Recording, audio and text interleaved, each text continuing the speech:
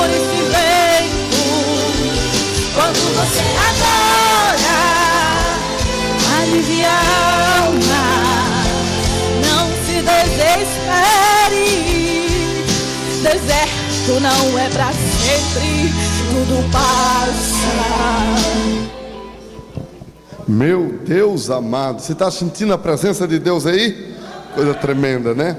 Quero chamar aqui o microfone, meu grande amigo, pastor Sidraque. Pode baixar um pouquinho aqui o retorno, por favor.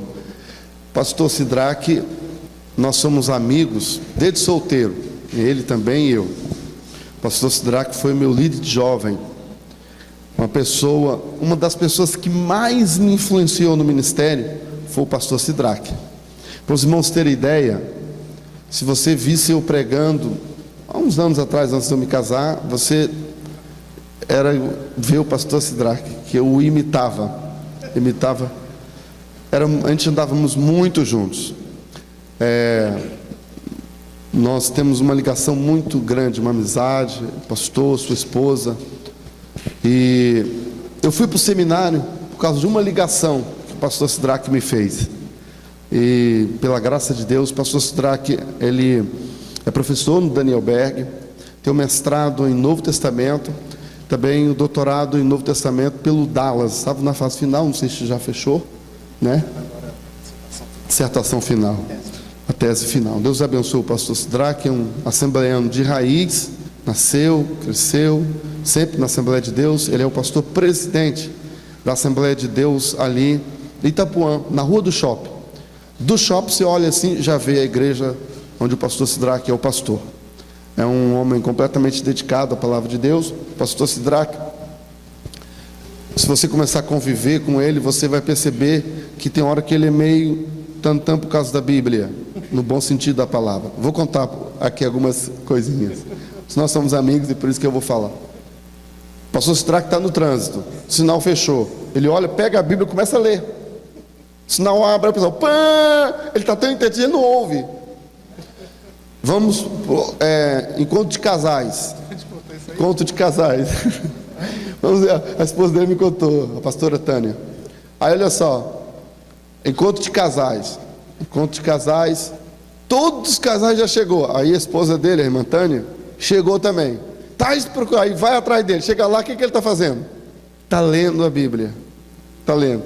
Ele começa a ler a Bíblia, lê, que ele esquece do dia, da hora, dos compromissos. É um amante das Escrituras. É um amante das Escrituras. Alguém que ama a palavra de Deus.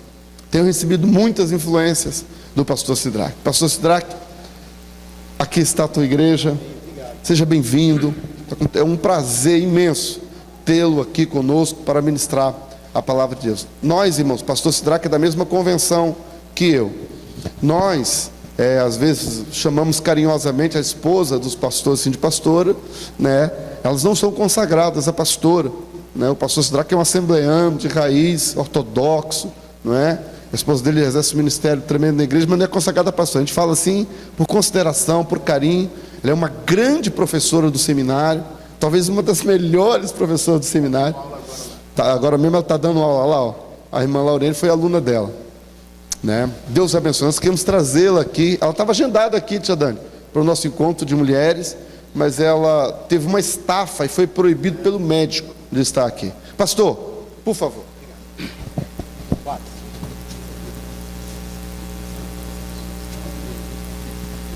Amém, meus irmãos, a paz do Senhor a todos. Muito obrigado, pastor Wallace, pela recepção, pelas palavras tão bondosas, né? E eu sou muito grato a Deus pela vida do pastor Wallace, porque isso que ele falou, que ele sempre fala.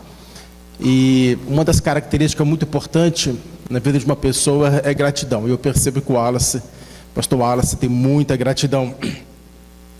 E realmente tudo que ele falou aqui é isso mesmo. Nós nos conhecemos há muitos anos.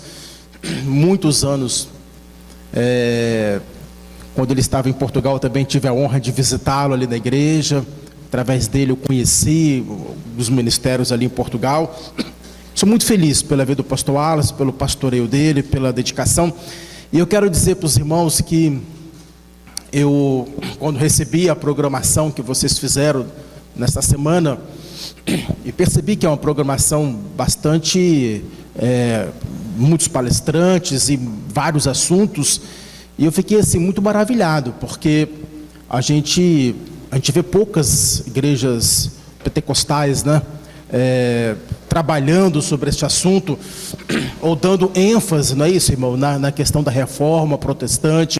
Eu achei muito legal, muito bom. Os irmãos estão de parabéns em ter o pastor Wallace, que tem essa preocupação teológica, essa preocupação de ensinar esses valores para os irmãos. Que Deus possa abençoar. Vamos compartilhar um pouquinho com os irmãos hoje, talvez assuntos que vocês já viram, mas a gente vai reforçar talvez alguns pontos, né, que talvez seja novidade para os irmãos, ou talvez de uma outra perspectiva.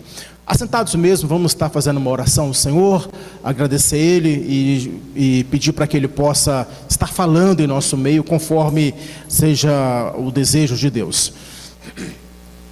Senhor, nós queremos nos colocar diante de Ti nesta noite. Ó Deus, eu quero Te glorificar por estar aqui neste púlpito, Senhor, compartilhando com esta igreja um pouco da Tua palavra. Que o Senhor possa abençoar, Deus, tudo o que nós iremos estar ministrando aqui nesta noite, todos os assuntos que vamos estar falando, que haja aprendizado, crescimento, que haja edificação da Tua igreja, Senhor. Ó Deus, abençoa minha vida, que estou aqui com essa responsabilidade, que o Teu Espírito Santo, Senhor, possa me abençoar, para ser, Deus, um instrumento do Senhor, para ajudar a esclarecer, para ser bênção, para edificar a Tua igreja nesta noite, no nome de Jesus, amém. Então, irmãos, as letras ficaram um pouco pequenas, né, mas eu creio que não teremos dificuldade em entender, porque eu vou estar falando aqui aquilo que os irmãos poderão acompanhar. Então vamos falar um pouquinho sobre a reforma protestante, né, na perspectiva pentecostal. Tá bom? Nós vamos falar um pouquinho sobre isso e como é que a gente pode alinhar uma coisa com a outra.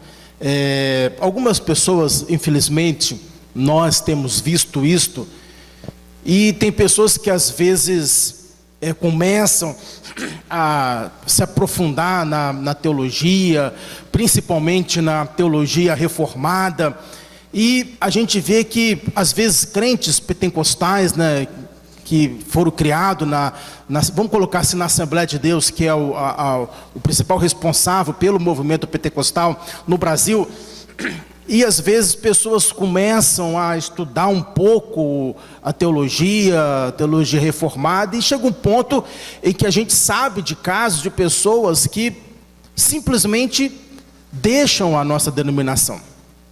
Nós vamos ver que não há por que fazer isso. A Assembleia de Deus, ela tem as suas raízes também na reforma, não é verdade?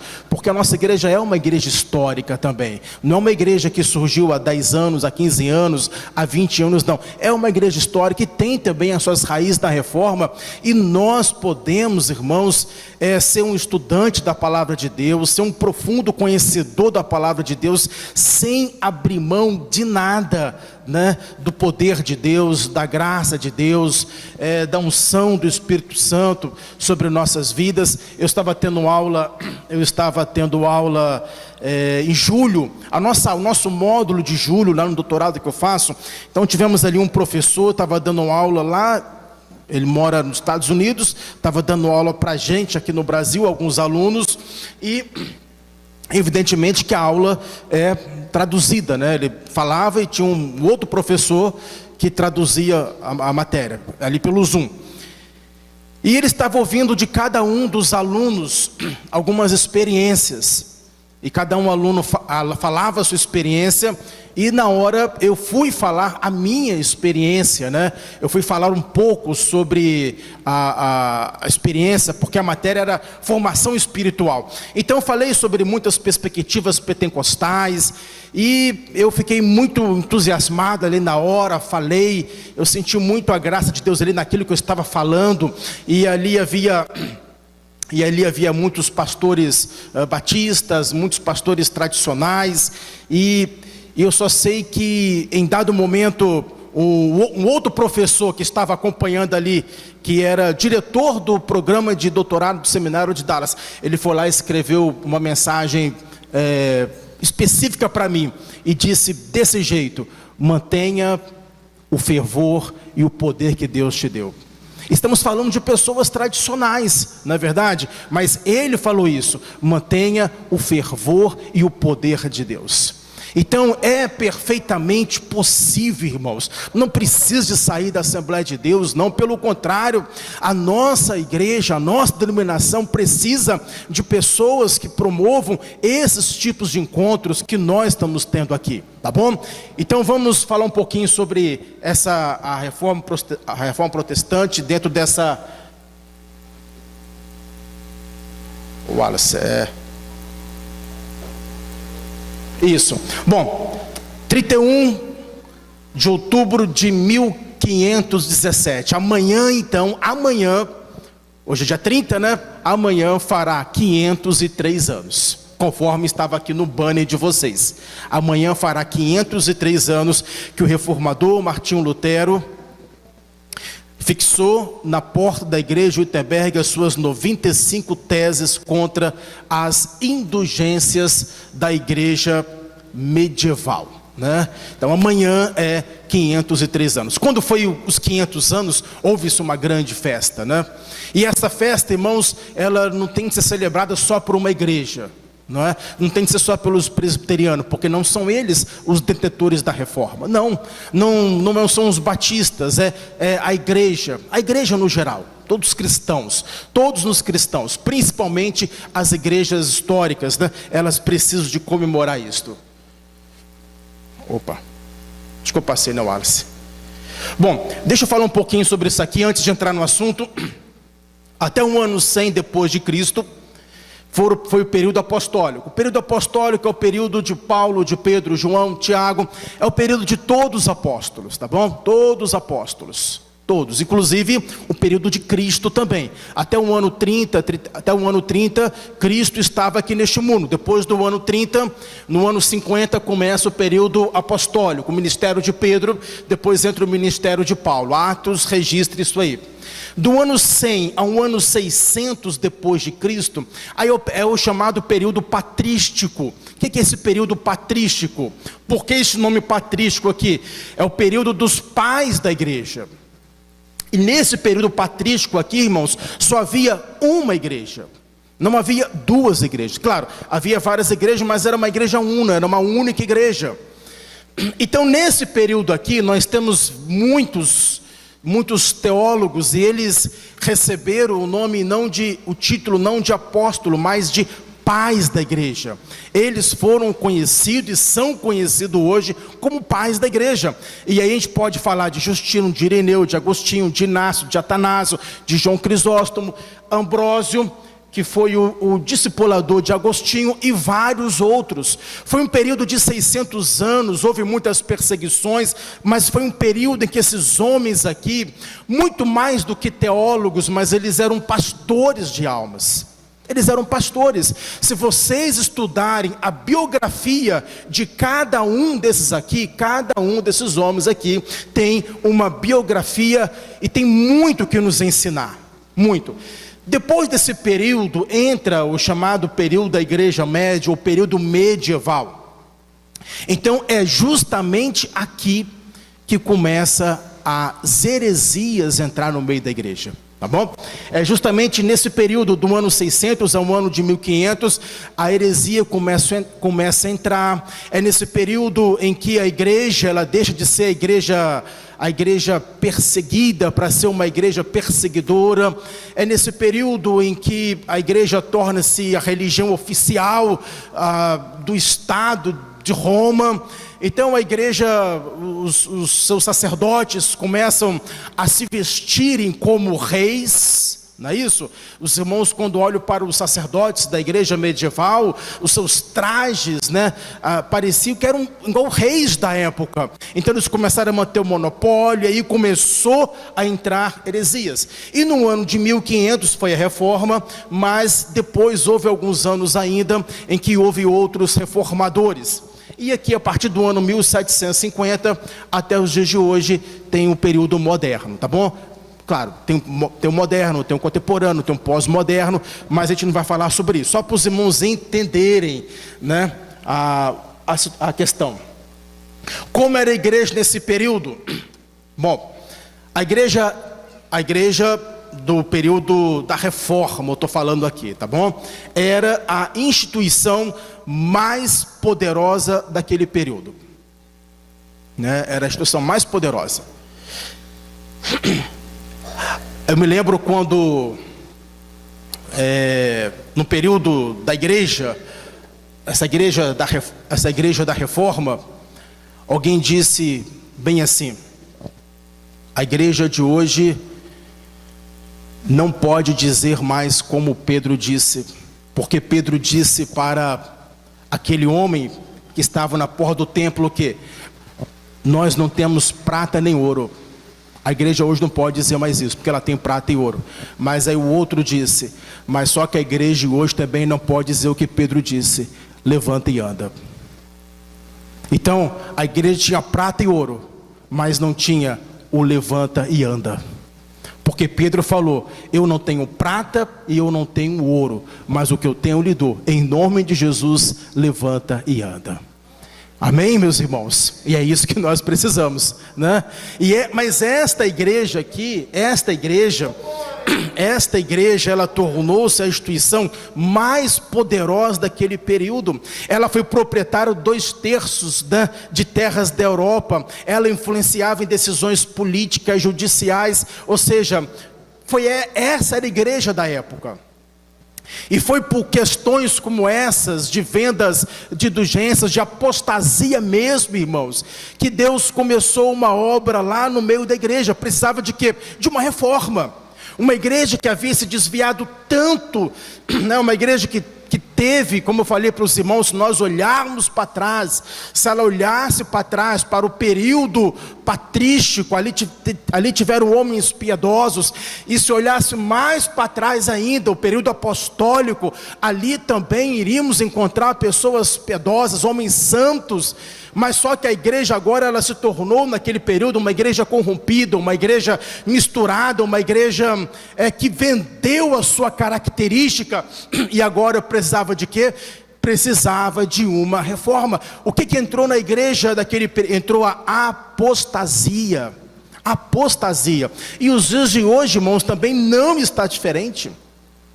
Nós estamos vivendo em época, um dos sinais que Jesus, ele disse que iria ocorrer nesses últimos dias, né, que antecede o grande advento, é o que? É a apostasia. Nós temos visto muitas apostasias. Os irmãos têm acessos aí, né, a informação, e eu sei que chega muita coisa para vocês, e nós precisamos hoje mais do que nunca ter um filtro em quem nós vamos ouvir.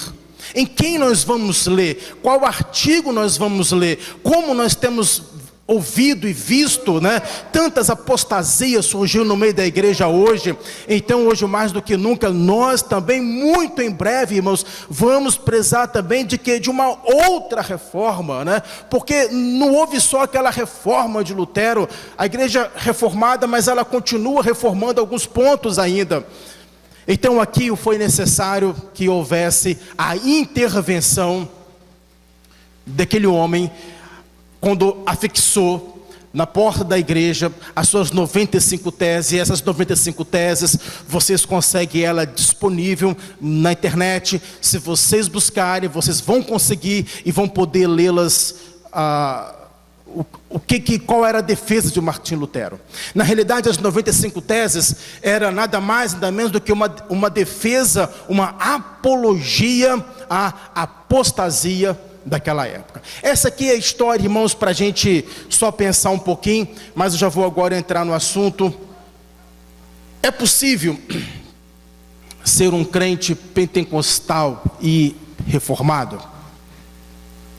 É possível. Você fez uma coisa certa. A gente não sabe, né? Aqui é um ponto de tensão. Vai depender de qual conceito de reforma nós estamos falando. Eu vou explicar isso para os irmãos. Vai depender de que conceito de reforma. Se estivermos falando sobre a reforma de Lutero, a resposta é sim. Se estivermos falando sobre a reforma de Calvino, provavelmente a resposta é não. Não é isso? Né? Então, se nós tivermos falado sobre vamos olhar sobre o que Lutero defendia. Eu creio que é possível ser. Então depende, quando alguém falar bem assim, eu sou reformado, você tem que perguntar, você está falando de que reforma? O que é? Você está falando de que reforma? Porque houve mais de uma reforma, tá bom? Na realidade Lutero fez a primeira, mas depois houve outras. Por que eu disse a questão de Calvino? Porque Calvino, claro, a reforma protestante, ela se fundamentou em que? Nos 5 solas, né? Que ainda vou falar para os irmãos daqui a pouquinho. Esta aí foi a reforma de Lutero. Mas a reforma de Calvino, ela teve uma outra fundamentação. Então, nessa perspectiva, irmãos, veja bem, nessa perspectiva, a maior parte das pessoas, quando fala bem assim, eu sou reformado, eles estão pensando em Calvino, tá bom? Estão pensando em Calvino. E isto aqui, para nós que somos pentecostais, não tem como ser. Você não pode dizer que você é reformado e ao mesmo tempo ser pentecostal. Por quê? Eu vou explicar para os irmãos. Porque, segundo essa questão de Calvino, é uma coisa bem simples. Eles acham impossível Deus falar através de uma outra forma que não seja a Bíblia. Então, nós somos pentecostais, claro, nós cremos sem dúvida alguma, eu vou explicar para os irmãos agora, que as escrituras é a base de todas as coisas, e toda a profecia, todos os dons, eles estão subordinados à palavra de Deus, não pode estar fora da palavra de Deus. Mas eu tenho certeza que todos os irmãos que estão aqui, já tiveram alguma experiência, já tiveram algum momento em que vocês ouviram Deus falar com você através de um sonho, amém, meus irmãos? Aonde Deus falou com você através de um irmão da igreja, aonde Deus falou com você através de uma profecia, e Deus fala conosco. Mas se você falar que você é um reformado, você está dizendo que isto não pode acontecer. Eu estava tendo aula no seminário, isso tem bastante tempo já, e um aluno, esse irmão, colega, né? Ele é pastor da Igreja Batista lá em Brasília. E ele estava contando, o pastor Wallace, uma experiência que ele teve. A experiência dele foi bem assim. Ele falou em sala de aula. Diz ele que ele estava a tomar uma decisão com relação a ministério. Então ele estava andando no carro, e em dado momento, o sinal parou, né? Ele parou no sinal, e ele olha para o lado, ele viu um outdoor, e no outdoor tinha uma mensagem, e ele falou bem assim, Deus falou comigo através do que estava escrito no outdoor. Deus falou comigo, eu não me lembro agora o que estava escrito ali, mas havia uma frase ali, ele falou, olha, aquela palavra que estava no outdoor, Deus usou aquilo dali para falar comigo, e eu creio que isso é possível, meus irmãos. Deus pode usar algumas coisas para falar conosco, só que ele contou isso numa sala de aula, de mestrado, para pastores ultra tradicionais. Na mesma hora ele falou, não, isso é impossível acontecer. Eles disseram para ele, isso é impossível acontecer. Deus não vai falar com você através disso. Repreendeu ele.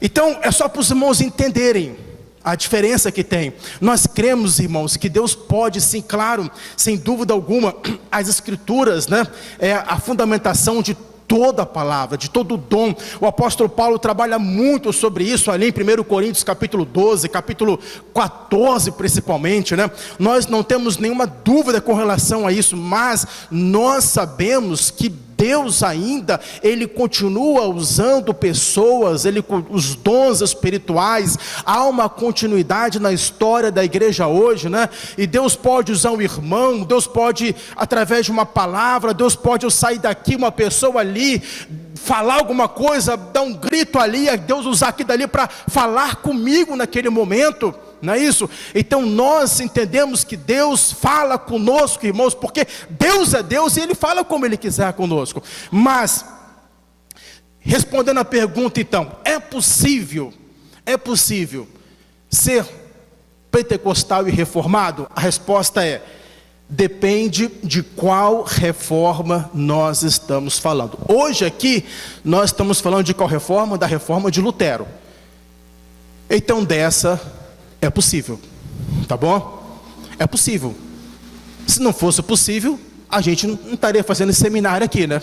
É possível. Agora, quando você entra para alguns outros reformadores, aí não. Hoje, o conceito que as pessoas, quando falam, eu sou reformado, eles estão mirando o quê?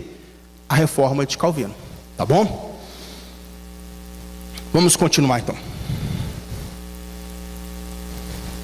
A igreja pentecostal, diferente da neopentecostal, tem raiz da reforma protestante. Quantos creem nisso? Amém? Então, nós temos raízes na reforma protestante, né? Temos raiz da reforma protestante. A reforma não é o movimento da igreja presbiteriana, não é um movimento da igreja batista, não. É o movimento dos cristãos. E nós vamos olhar hoje para os irmãos, aqui com vocês, como é possível ser um pentecostal, ser um crente do Espírito Santo e estar totalmente fundamentado ali na reforma promovida por Lutero. Os 5 solas são proposições teológicas que definem os pilares da reforma protestante. Eu sei que vocês viram isso aqui já, mas agora eu vou alinhar isso com vocês à perspectiva pentecostal. Amém, meus irmãos? Estão comigo? Estão entendendo? Eu acho que eu já deu para esclarecer algumas dúvidas aqui com vocês, tá bom? Quando alguém falar, voltando um pouquinho no assunto, quando alguém falar bem assim, eu sou reformado, você tem de perguntar, qual reforma você está falando, tá bom? Conforme for, nós estamos fora, né?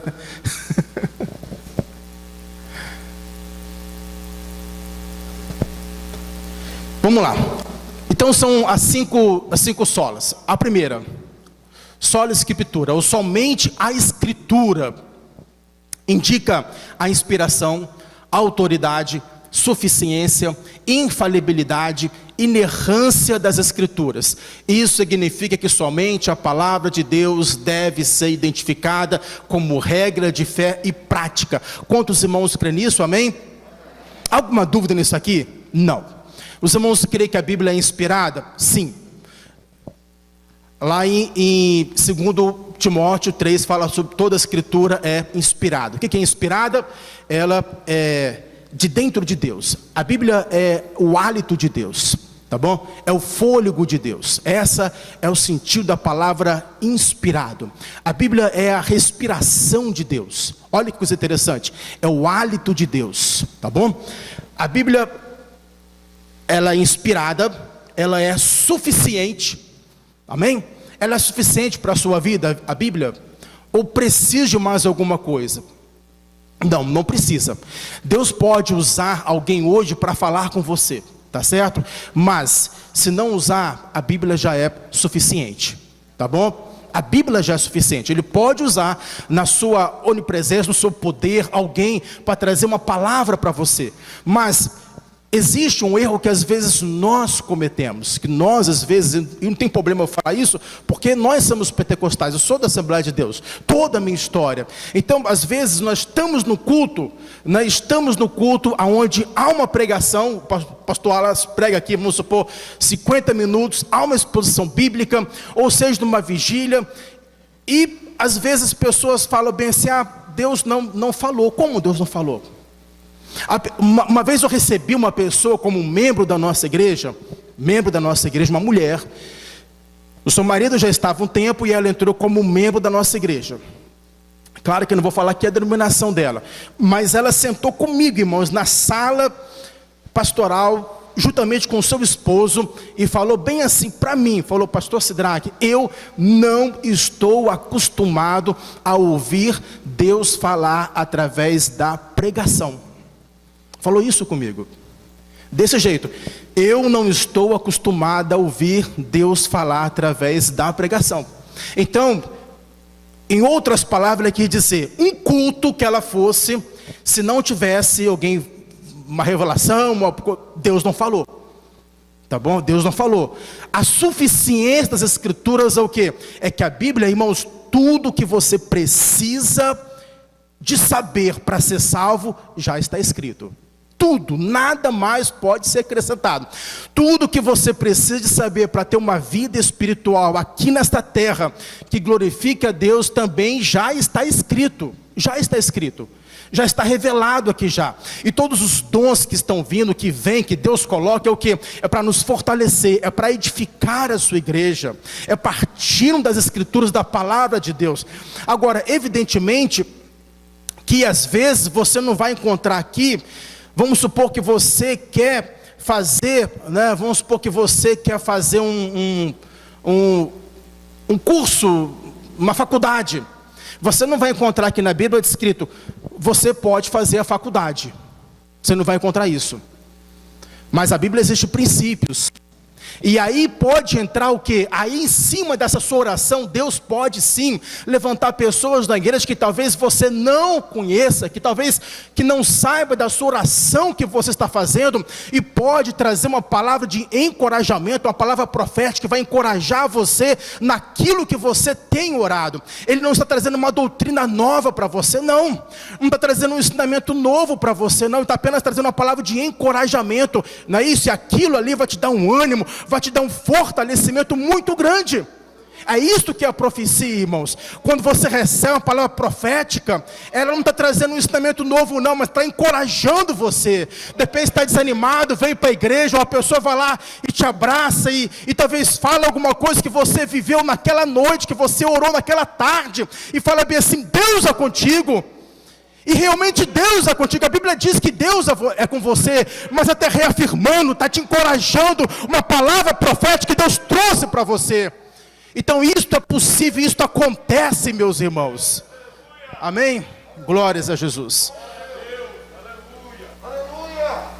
Glória a Deus! Graças a Deus! Aleluias.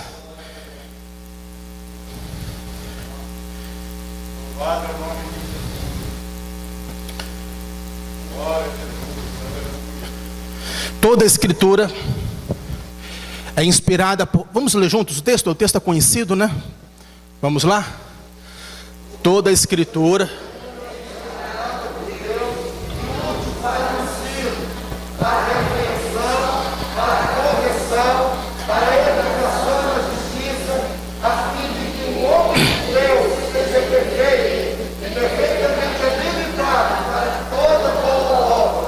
Olha, a Escritura é para quê? Toda a Escritura é inspirada, é soprada por Deus, tá bom? A palavra inspirado quer dizer isso, sopro. A fonte dela é Deus, é útil para ensino, repreensão e correção. Então, as Escrituras é para três coisas. O que é? Ensino, repreensão e correção. São três coisas que muitas pessoas não gostam, né? Não é verdade? Ela não é um livro de autoajuda. Não é. Ela é para ensino, repreensão e correção. Quem gosta de ser corrigido aqui? Poucas pessoas. Se uma pessoa não é submissa, não é ensinável, ela vai ter algumas dificuldades com as Escrituras, ou com os pastores que pregam a Bíblia. Ela não vai aceitar, mas a Bíblia é para isso. É para ensino, repreensão e correção e educação. Ou seja, ela é pedagógica. Educação, ela nos educa, irmãos. Educação na justiça, a fim de que um homem de Deus seja perfeito. Irmãos, eu nunca vi um livro sequer de qualquer escritor deste mundo, né, e eu creio que não existe esse livro, dizendo que se você ler este livro, você vai ser perfeito. Já leram algum livro assim? Que fala bem assim, a leitura e a prática deste livro te fará uma pessoa perfeita. Não existe. Mas aqui diz que a Bíblia te torna perfeito. Olha só. É o livro que, se você aplicar, você poderá ter uma vida perfeita. E perfeitamente habilitado para toda boa obra. Ou seja, o ministério que Deus chamou você a fazer, está tudo aqui escrito, ó, tudo. Tudo escrito, tudo que Deus chamou você para fazer, Deus chamou você para pastorear, Tem as cartas de Paulo. Deus chamou você para ser presbítero? Tem a palavra de Pedro. Deus chamou você para ser diácono? Tem a palavra de Paulo. Deus chamou você, enfim, para ser um evangelista? Está escrito aqui. Tudo que Deus chamou para você, as orientações já estão na palavra de Deus. Né? Você vai lá e pega Lucas capítulo 10, quando Jesus envia os discípulos, lá está as orientações. O que Jesus orientou? Aquelas orientações também servem para nós. Então, nesse sentido, irmãos, que eu estou dizendo que a Bíblia é o quê? Ela é inerrante, ela é suficiente, né? No sentido de ela plena, não precisa de acrescentar a Bíblia mais alguma coisa, não precisa. Tá bom? Ela já é suficiente. Vamos lá? Passou um pouquinho aqui, né? A obra do Espírito Santo na experiência pessoal não pode ser desvinculada das Escrituras. O Espírito não fala em formas não relacionadas à Escritura. Tudo que sabemos sobre doutrina provém das Escrituras. O que eu falei agora há pouco para os irmãos. Os dons que Deus nos dá é para encorajamento, né? É para...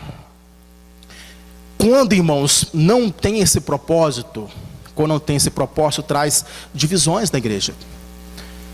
Quantas igrejas foram divididas, né, pastor Wallace, em cima de dons espirituais, né? Pseudos dons. Mas não é essa a proposta é encorajar, não é verdade? A proposta dos dons espirituais é nos fortalecer. Vamos lá, vamos continuar. Sola Cristo. Somente Cristo. Significa que Cristo é o único mediador entre Deus e o homem. Nenhum outro complemento precisa ser adicionado a esta obra. Vamos ler, irmãos, esse texto aqui, Filipenses capítulo 4, versículo 13. É um texto muito conhecido, mas tem uma verdade muito profunda e às vezes nós passamos um pouco desapercebido com relação à importância desse texto. Filipenses 4, 13. Eu vou ler na minha tradução, tá? Posso todas as coisas em Cristo que me fortalece. Ou então, posso todas as coisas naquele que me fortalece. Quando a gente fala bem assim, somente Cristo, o que eu estou querendo dizer? Eu estou querendo dizer que somente em Cristo eu encontro significado para a minha vida. Irmãos, vamos pensar um pouco nisso aqui. Isso aqui foi um dos pontos da reforma. Nós somos pentecostais. Estamos fechados com a primeira. Somente a Escritura, amém? Então é possível. Observe bem. Eu estou aqui falando da reforma de Lutero. É possível. Somente Cristo. Somente Cristo. Quando nós olhamos o ministério de Paulo, a gente vê como Paulo enfrentou ali a adversidade com relação aos judaizantes, porque Paulo pregava o evangelho, pregava Cristo, mas eles diziam, só Cristo não dá, tem que ter Cristo e tem que ter também a circuncisão, tem que ter também a guarda do sábado. Então sempre querendo colocar um outro elemento a mais. Mas a pergunta que eu quero fazer hoje para vocês é esta. Irmãos, Cristo ele é de fato suficiente na sua vida? Amém?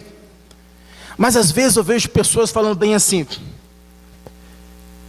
se eu não casar, eu não serei feliz.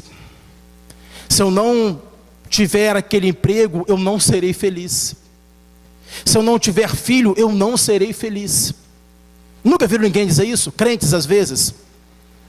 Se eu não tiver isso, eu não serei feliz. Irmãos, quando eu falo que posso todas as coisas, eu estou dizendo que a única razão para realmente nós encontrarmos, como eu citei aqui, essa afirmação de Agostinho, a única razão e a única forma de nós encontrarmos descanso para a nossa alma é em Cristo. Em Cristo. Paulo disse, posso todas as coisas somente em Cristo. Cristo ele é suficiente para a minha vida. Cristo ele é pleno, não preciso de mais nada. A razão da felicidade é Cristo. A razão, Paulo falou, porque para mim o viver é Cristo. Para mim o viver é Cristo, o morrer é lucro, mas o viver aqui é Cristo. A razão da minha vida é Jesus. A razão da minha alegria é Cristo. A razão da minha felicidade é Cristo. Paulo fala, eu sei passar por todas as coisas. Eu sei passar por necessidade. Eu aprendi, na realidade, isto é um aprendizado. Ele fala, eu aprendi a passar por tudo. Ele fala, por quê? Porque posso todas as coisas em Cristo. Somente Cristo, meus irmãos, Ele é suficiente para nossas vidas. Amém? Eu creio que não há dúvida nisso, né? Cristo, Ele é suficiente para a nossa vida. Precisa de mais alguma coisa? Não precisa.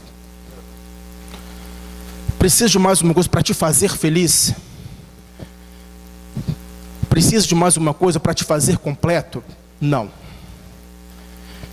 Agostinho disse, fizeste-nos, Senhor, para ti, e o nosso coração anda inquieto, enquanto não descansar em ti. Então nossa alma só vai encontrar descanso em Cristo. E aqui eu estou falando da suficiência de Cristo. Olha aí, somos pentecostais, mas nós concordamos plenamente que Cristo é suficiente para a nossa vida. Amém? Nós concordamos plenamente que as Escrituras são suficientes para a nossa vida. Ela tem tudo que a gente precisa.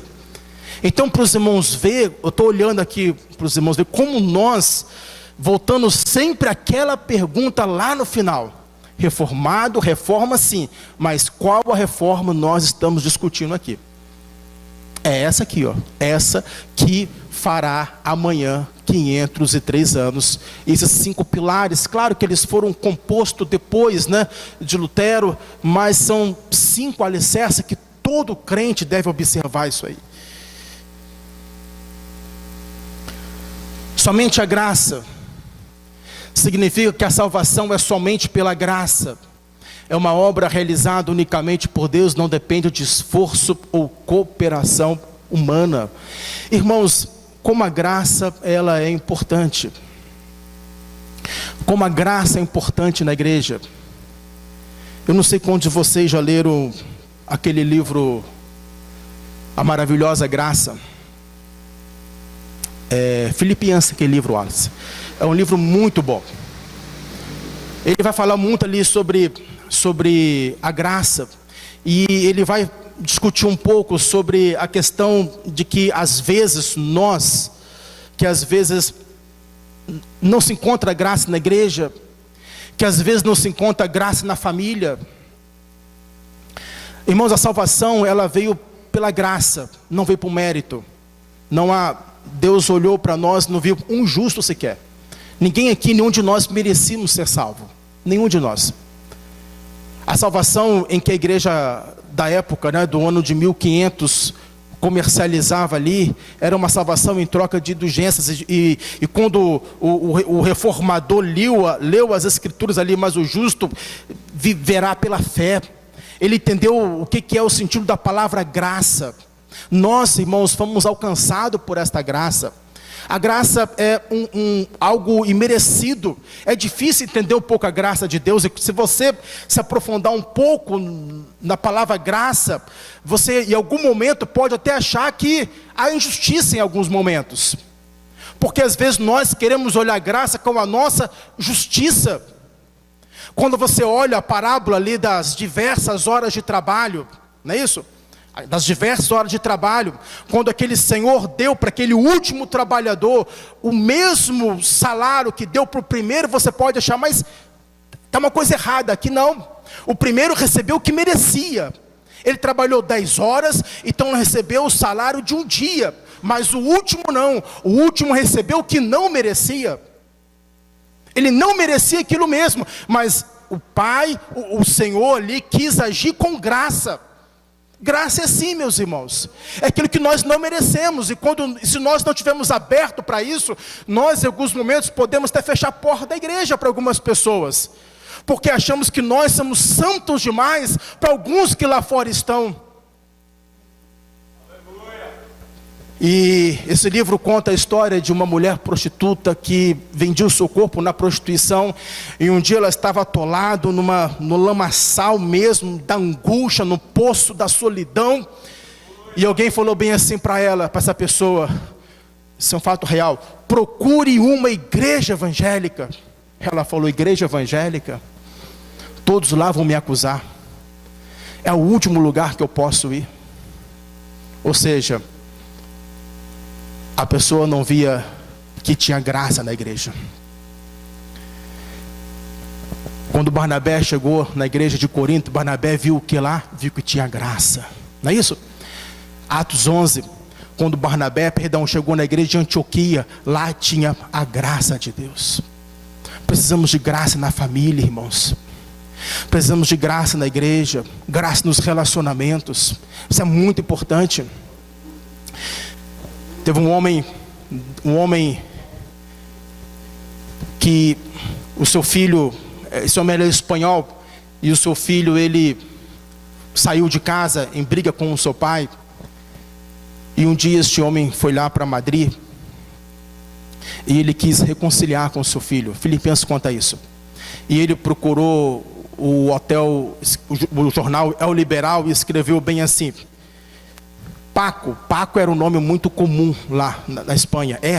Falou: Paco, encontre terça-feira comigo em frente ao Hotel Montana. Terça-feira, meio-dia. Tudo está perdoado. Seu papai. Ele foi e botou isso no jornal. Irmãos, no outro dia, quando ele chegou lá no local da frente ao hotel, tinha 800 jovens cujo nome era Paco. 800 jovens que estavam foragidos de suas casas. O que falta na família? Graça. Outra graça. Quantos pais que não perdoaram seus filhos? Quantas esposas que não perdoam seus maridos? Quantos maridos que não perdoam? Porque a graça está relacionada ao perdão. Não tem como ter graça sem passar pela via do perdão. Mas ele não merece, sim. É por isso que é graça. A graça é para quem não merece. A graça não é para aquele que trabalhou o dia inteiro. Aquele que trabalhou o dia inteiro, ele fez jus do salário dele. A graça é para aquele que não merece. E Jesus morreu para esse, para quem não merece, meus irmãos. É para o filho pródigo, é para nós. Então, nós cremos nisso, que este mundo, que é somente pela graça, não há dificuldade nisso. Nós podemos fazer alguma coisa, deixar de fazer outras coisas, mas não para ser salvo, mas é porque nós somos salvos. E se nós formos salvos, nós vamos precisar de fazer boas obras, porque é impossível o Espírito Santo habitar dentro de mim e não me movimentar para fazer boas obras. Quando o Espírito Santo passa a morar dentro de mim, eu começo a buscar santificação, eu começo a abrir mão de algumas coisas, eu começo a mudar meu vocabulário, eu mudo a minha roupa, eu mudo o meu estilo, eu mudo os locais que eu ia antes, não para ser salvo, mas é porque eu sou salvo, e eu sei que certos lugares não agradam ao Senhor, e eu não vou estar ali. Isto é obra da santificação, coisas que o Espírito Santo faz em nossas vidas, irmãos. Amém? Somente a graça, eu acho que está totalmente aliado com o movimento pentecostal. Não é isso? Totalmente.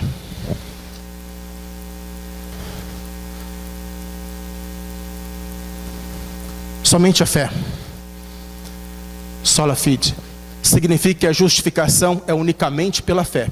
E até mesmo esta fé não tem origem no homem. É Deus quem dá. Irmãos, Deus nos dá o amor para amar as pessoas. Sabia que se Deus não der o amor dele para você amar o próprio Deus, nós não conseguiremos amar a Deus. Lá em Romanos capítulo 5 fala sobre isso.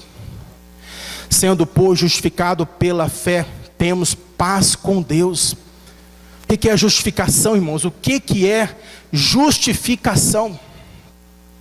Justificação é um ato livre da graça de Deus, aonde Ele não somente Ele te vê perdoado, não, mas Ele te vê o quê? Justificado.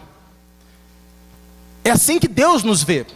Ele não, olha só, pensa um juiz, pensa um juiz que no final ele, depois, né, do advogado falar, do júri, enfim, ele dá a sentença final e aquele réu está absolvido. Então ele está absolvido do crime. Mas ele vai enfrentar muitas lutas na sua vida ainda, para conseguir algumas coisas. E talvez alguns ficarão contrariados com a decisão do juiz. Com Deus não é assim, tá bom? Deus, Ele não somente perdoa, mas Ele te vê como se nunca tivesse cometido nada. Isso é justificação. Ele te vê limpo. Limpo. É assim que Deus nos vê, irmãos. Não importa o que você fez, mas a partir da hora que você confessa os seus pecados, você é justificado. A justiça de Cristo, ela é imputada em você. Sendo, pois, justificado pela fé. Isso é pela fé. Temos paz com Deus. A partir de agora nós temos o quê? Temos paz com Deus. Paz com Deus. Temos acesso à presença de Deus.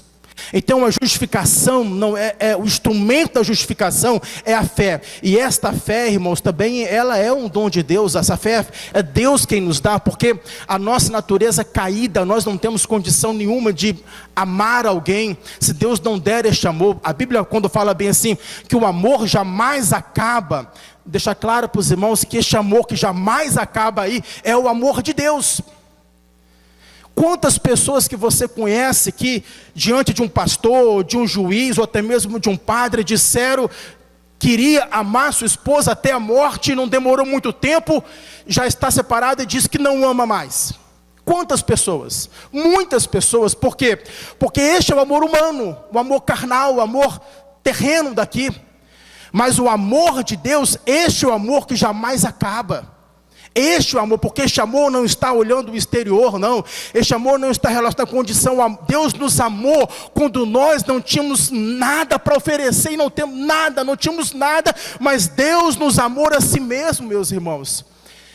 E Deus pega este amor e derrama em nosso coração. Se nós fomos justificados, então o amor de Deus é derramado em nosso coração pelo Espírito Santo que nos é dado.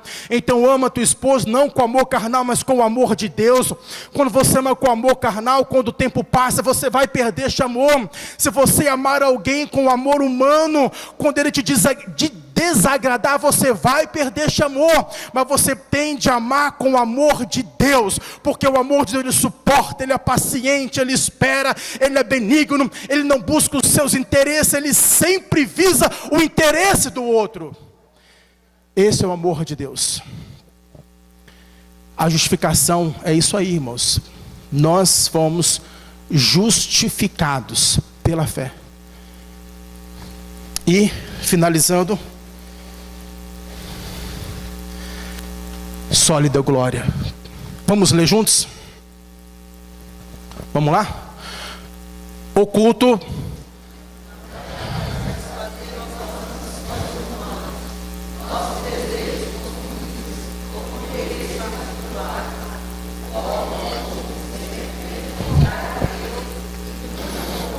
Isso. O que é o culto? O culto é entrega, não é isso? Somente a Deus a glória. Eu acho que nesse quesito aqui, talvez nós temos de trabalhar alguma coisa conosco. Talvez nesse quesito aqui, tá bom? Eu acho que não há dificuldade com relação à Escritura. Eu acho que não há dificuldade com relação a Cristo. Mas eu percebo que às vezes, no que diz respeito ao culto, ainda muito de nós temos aquela teoria que aqui é para mim receber. É para mim receber. E aqui não é isso. Culto não é para isso. Culto não é para receber. Culto é para dar. Tá bom? É para entrega. Eu não estou falando de dinheiro aqui não, irmãos. Não é isso que eu estou falando para os irmãos, não. Culto, toda pessoa quando ia ao culto no Antigo Testamento, ele não chegava de mãos vazias. Ali era entrega.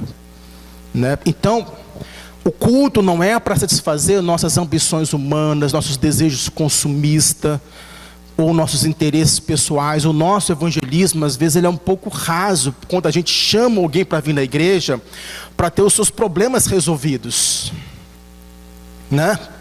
Vem na igreja porque o seu casamento pode ser reatado. Você está trabalhando com a pessoa na base da troca. Vem para a igreja porque você pode mudar de vida. Sua empresa pode reacender nessa pandemia, né? Tem gente que faz isso. Então, às vezes nós também inconscientemente carregamos isso com a gente. Carregamos isso conosco, né? Nós temos essa ideia ainda que aqui é para receber. Claro, irmãos, sem dúvida alguma, com nós é impossível quando você vai ofertar a Deus, vai dar a Deus, há um feedback, evidentemente, né? Deus, ele é maravilhoso, você não precisa pedir nada, porque a Bíblia diz que Deus, ele cuida de quê? Dos lírios, e Deus cuida dos pardais, irmãos. É assim que diz a Bíblia. Olha para os pardais, eu cuido deles.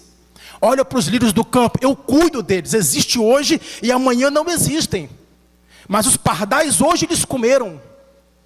Todos os pardais que tem aqui nessa região hoje, eles comeram. Por quê? Porque Deus cuida deles. Então Deus cuida de nossas vidas, quanto mais de mim, de você, irmãos, que somos crentes, somos servos de Deus. Deus tem que trabalhar muito conosco a questão da ansiedade. A ansiedade é o quê? É a preocupação com o dia de amanhã. Sabe por que Deus dava o maná um dia sim, todo dia um pouquinho? Porque Deus estava trabalhando com o povo ali a questão da ansiedade. Eu vou te dar hoje o maná, agora amanhã você tem de aprender a confiar em mim. Não precisa pegar para amanhã. Não faça isso. Porque amanhã eu vou colocar na tua porta o maná. Você pode confiar em mim que eu não vou falhar. Só que tinha uns que não confiavam. Tinha uns que pensavam, e se Deus falhar, né? Então vou pegar um pouquinho e vou guardar escondido. No outro dia, ele olhava o maná escondido, estava estragado, cheio de bicho. Aí ele abria a sua tenda e via que lá no seu campo estava cheio de maná vindo do céu. Deus nunca falhou, irmãos, nunca falhou. Mesmo aquele povo andando em perversidade, mas Deus cumpriu com a palavra dele. O maná só acabou quando eles começaram a plantar e começaram a colher. Deus falando, eu sou fiel. Então, a gente não precisa de ficar muito ansioso, tá bom? A Deus toda a glória. Esses textos aqui, ó, que eu coloquei para os irmãos, todos eles estão fazendo o quê? Tanto o apóstolo Paulo quanto o apóstolo Pedro estão dizendo que a Deus pertence a honra, a glória e o poder e a soberania.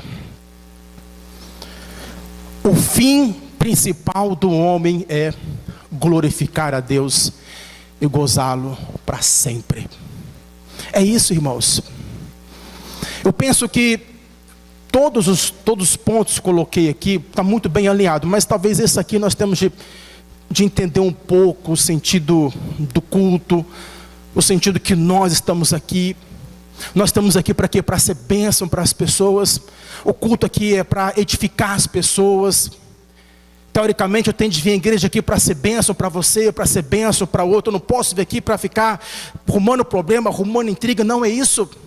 Nós temos daqui para ser bênção, para glorificar a Deus, para exaltar a Deus. Nós temos aqui 1h30 de culto. Geralmente esse é o tempo, que esse tempo nós... Claro que isso aqui é uma reunião, porque o culto é uma vida inteira.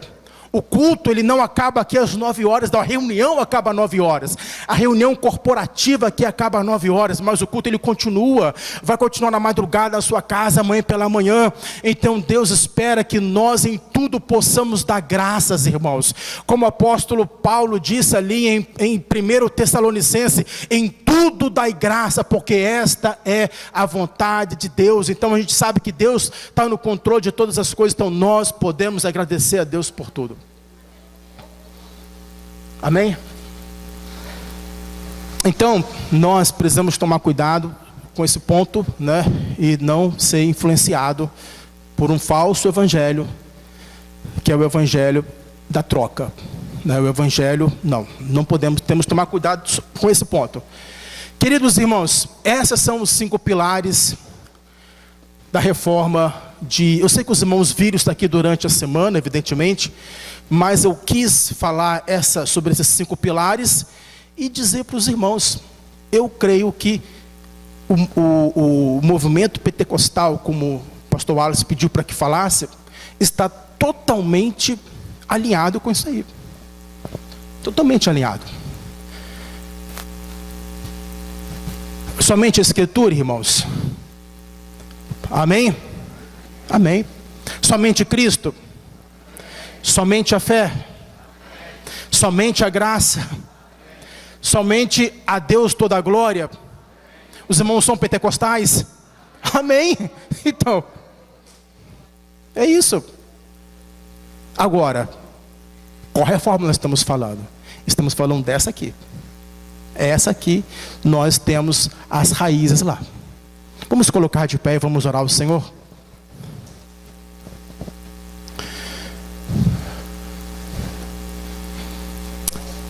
Tem tanta coisa para ser falado, né, irmãos?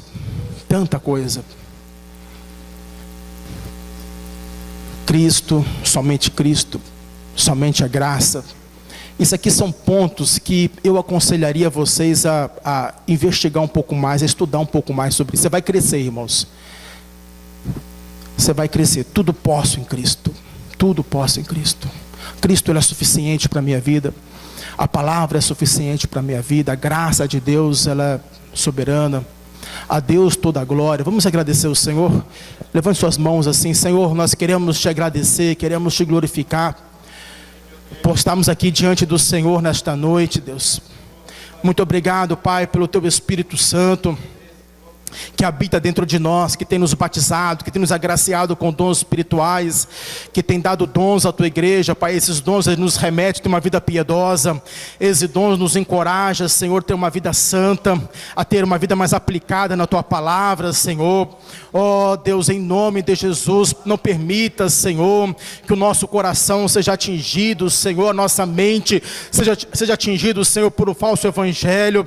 Sabemos, ó Pai, que desde a época de Paulo, ele alertou a igreja de Gálatas com relação ao falso evangelho, e o falso evangelho tem sido pregado aí fora por muitas pessoas, mas nos blinda, Pai, contra este falso evangelho, e nós queremos nos aprofundar no verdadeiro evangelho, o evangelho que liberta, o evangelho da graça, o evangelho da justificação, o evangelho que sempre leva o homem a glorificar a Deus, independente da situação em que ele está passando. Somente a toda a glória pertence a Cristo.